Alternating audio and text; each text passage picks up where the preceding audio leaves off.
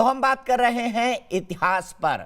जो नया इतिहास पढ़ाया जाना है बीए ऑनर्स के छात्रों को दिल्ली विश्वविद्यालय में, उस पर आजकल बहस चल रही है। उसमें कोई नए तथ्य जोड़े जा रहे हैं। नए तथ्यों में क्या क्या है? नए तथ्यों में वेदों उपनिषदों को पढ़ाने की बात भी करी जा रही है। उसके बारे में भी जिक्र होगा, उनको नहीं पढ़ाया जाएगा, उसके बारे में भी जिक्र होगा। और साथ ही साथ इस इतिहास के अंदर यह भी बताया जाएगा कि मुगल आक्रांता थे, इन्वेडर थे। इस शब्द को लेकर कई विद्वानों को बड़ी आपत्ति है, असदुद्दीन ओवैसी को आपत्ति है। मेरे साथ एक बड़ा पैनल इसी पर बहस करने के लिए जुड़ा हुआ है, क्योंकि उनका मानना है कि इतिहास से छेड़छाड़ नहीं होनी चाहिए। यह मानना है विवेक श्रीवास्तव का, सतीश प्रकाश का और मिंटोई साहब का। मेरे साथ फिरोज बख्त अहमद साहब हैं, अवनीश अवस्थी हैं और प्रेम शुक्ला जी हैं, जिन तीनों का मानना है कि इतिहास सही परिप्रेक्ष्य में पढ़ाया जाना चाहिए।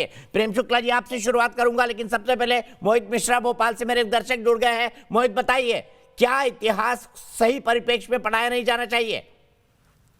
क्यों नहीं पढ़ाना जाना चाहिए? हम ये आमिर जी से पूछना चाहते हैं कि इतिहास तो हमारे हिंदुत्व की बहुत बड़ी पहचान रही गई है, और यूनिवर्सिटी में जो भी बदलाव आने जा रहे हैं, दीपक जी, हम चाहते हैं कि दुनिया के सामने जो वास्तविक इतिहास है वो पढ़ाया जाना चाहिए। क्योंकि मेरा ये मानना है और तमाम युवाओं का मानना है कि हम शुरू से ही देखते हुए आ रहे हैं कि इतिहास में हमेशा ये दिखाया गया है कि मुसलमान जो भी समुदाय था, जो राजा महाराजा थे, उन्होंने हमेशा कहीं ना कहीं हिंदुत्व को ही दबाया है।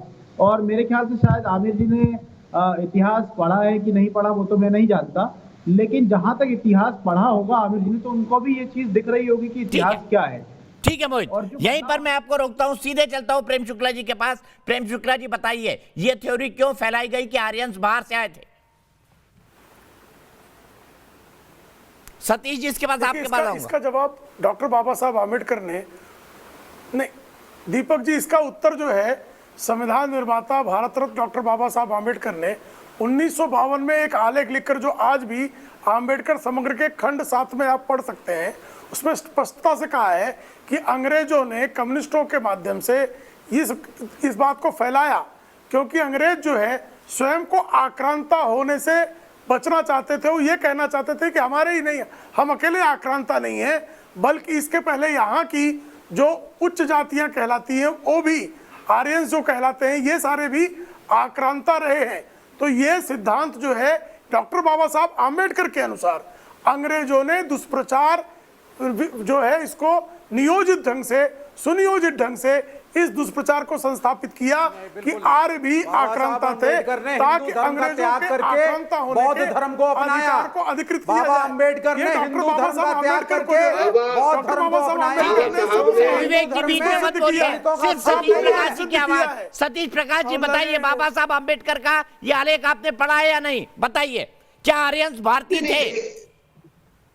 नहीं, देखिए विवेक जी, अगर बाबा साहब के ऊपर चर्चा करोगे तो तमाम उन बातों को, ये भी सच्चाई है कि बाबा साहब ने 1935 में ये कहा कि मैं हिंदू धर्म में पैदा तो हुआ, लेकिन हिंदू धर्म में मरूंगा नहीं। विषय वो नहीं है सर, विषय ये है कि आर्य भारतीय थे या मध्य एशिया से आए थे। विषय ये है सतीश प्रकाश जी, घुमा क्यों रहे सवाल को? सीधा जवाब दीजिए ना। क्या बाबा साहब अम्बेडकर ने ये लिखा या नहीं लिखा? कोट किया हुआ है प्रेम शुक्ला ने।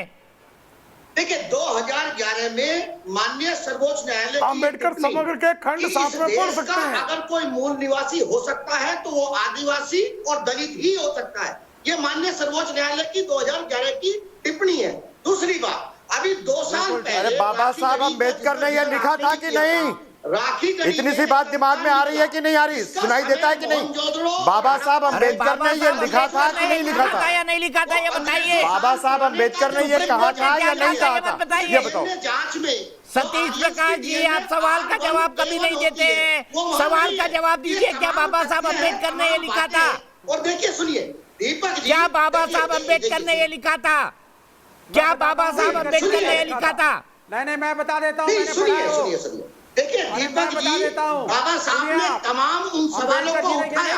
आज भी समय, अगर प्रेम शुक्ला जी, अब जब तक आप जाति नहीं छोड़ोगे, जब तक आप वर्ण व्यवस्था को नहीं छोड़ेंगे, आर्यों के आक्रमण के सिद्धांत नहीं करेंगे।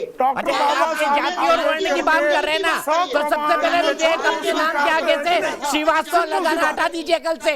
आप ये जाति और वर्ण की बात कर रहे हैं ना, तो सबसे पहले विवेक अपने नाम से श्रीवास्तव लगाना छोड़ दीजिए और सतीश अपने नाम के आगे से प्रकाश लगाना छोड़ आप दीजिए। क्या जाति वर्ण व्यवस्था के फेवर में? आप श्रीवास्तव लगाना छोड़ दीजिए, आप प्रकाश लगाना छोड़ दीजिए। छोड़ देंगे कल से बोलिए, छोड़ देंगे कल से बोलिए। सपोर्ट करते हैं मतलब विवेक श्रीवास्तव छोड़ देंगे। आप जाति और वर्ण दोनों के खिलाफ है ना, बताइए। छोड़ देंगे कल से। वर्ण व्यवस्था को सपोर्ट करता है। न्यूज नेशन के क्या हिसाब से श्रीवास्तव जातियों का होना हटाना, अच्छी क्या बात है। श्रीवास्तव लगाना न्यूज छोड़ नेशन देंगे कल से, endorse करता है बताइए। जातिवाद को। क्या श्रीवास्तव लगाना छोड़ न्यूज देंगे? नेशन आप endorse जाति कर और रहा है वर्ण व्यवस्था जातिवाद के को। खिलाफ है, न्यूज बताइए, नेशन जवाब दीजिए, वर्ण दो व्यवस्था टूक को जवाब endorse कर दीजिए। रहा है। न्यूज नेशन के हिसाब से ब्राह्मण सबसे सुपीरियर है। अरे फिर वही बकवास। सवाल का जवाब नहीं है आपके पास, सवाल का जवाब नहीं है आपके पास। बताइए, अगर आप जाति और वर्ण के खिलाफ है तो श्रीवास्तव क्यों लगाते हैं? अगर आप जाति और वर्ण के खिलाफ है तो श्रीवास्तव क्यों लगाते हैं, बताइए। देखिए दीपक जी, इस देश का बिल्कुल, दुर्भाग्य है। नाम रखने से क्या होता है? जाति है कि जाति नहीं। आप इंटरकास्ट जाति मैरिज नहीं करिए, छूटती। इंटररिलीजियस मैरिज यहाँ पर करिए। जो मेरे भैया श्रीवास्तव लगाना छोड़ दीजिए ना। और अम्बेडकर आप जी ने जाति तो और कहा वर्ण व्यवस्था के खिलाफ है तो श्रीवास्तव लगाना कल से छोड़ दीजिए। आप जाति और वर्ण व्यवस्था के खिलाफ है तो श्रीवास्तव लगाना कल से छोड़ दीजिए। क्या हो जाता है? उसको लगाने से क्या हो जाता है? मैं बिल्कुल खिलाफ हूँ। आप फेवर में है तो आप बोल दीजिए। श्रीवास्तव मतलब क्या? आप बोल दीजिए आप जातिवाद मानते हैं। श्रीवास्तव मतलब आप बोल क्या? दीजिए, आप ये छूत जाति मानते सूचक हैं। नहीं है, ये नहीं बताता आप आप ये भी लाला बोल दीजिए, आप छुआछूत है, मानते ये नहीं हैं। बताता आप लाला है। आप टाइम है तो बढ़ा करके मैं कम्युनिस्ट हूँ, कम्युनिस्ट छोड़िए और एक ना। इंडियन हूँ। तो लिखिए, मैं कम्युनिस्ट भी हूँ, एक इंडियन भी हूँ। तो लिखिए, ये मेरी पहचान है। तो लिखिए विवेक कार्ल मार्क्स। विवेक यही श्रीवास्तव पहचान मत होनी लिखिए, चाहिए इंसानियत। लिखिए विवेक कार्ल ये मार्क्स। 84 और विवेक श्रीवास्तव श्रीवास्तव पहचान मत नहीं होनी लिखिए, चाहिए। श्रीवास्तव ये मत लिखिए ब्राह्मणवाद को प्लीज। हटाइए जरा थोड़ा। श्रीवास्तव मत और उसके लिखिए, खिलाफ बोलिए। श्रीवास्तव इतने मत बड़े लिखिए। चैनल के इतने बड़े चलिए मैं एंकर अंत में हैं, रिजल्ट बताता जातिवाद के हूँ खिलाफ और चलते चलते मैं आपको ये भी बताता हूँ कि एसआई क्या कहता है आर्यंस के बारे में। सुन लीजिए, रिजल्ट बताता हूँ। श्रीवास्तव लगाना छोड़ दीजिए। 98% लोग बोल रहे हैं कि सांस्कृतिक विरासत पढ़ाई जानी चाहिए, लेकिन आर्यंस के बारे में एएसआई क्या कहता है सुनिए। मैं आपको उसकी एक रिपोर्ट को कोट करके बताता हूं और उसके बाद ब्रेक लूंगा। हरियाणा के हिसार जिले में राखी गढ़ी में हुई हड़प्पा कालीन सभ्यता की खुदाई में कई रात से पर्दा उठा है। राखी गढ़ी में मिले 5000 साल पुराने कंकालों के अध्ययन के बाद जारी की गई रिपोर्ट में खुलासा हुआ कि आर्य यहीं के मूल निवासी थे, बाहर से नहीं आए थे। यह भी पता चला कि भारत के लोगों के जीन्स में पिछले हजारों सालों में कोई बड़ा बदलाव नहीं हुआ है। विवेक श्रीवास्तव जी, अगली बार से आप शो में आएंगे तो मैं आपको विवेक श्रीवास्तव या अपना नाम विवेक श्रीवास्तव मत बताइएगा। विवेक श्रीवास्तव मत लिखिए अगर आप जाति और वर्ण व्यवस्था के खिलाफ हैं। और आप भी सतीश प्रकाश लिखना छोड़ दीजिए, उसके बाद बाबा साहब की बात करिएगा। ब्रेक के लिए रुक रहा हूं, ब्रेक के बाद खबरों का सिलसिला न्यूज नेशन पर लगातार जारी रहेगा।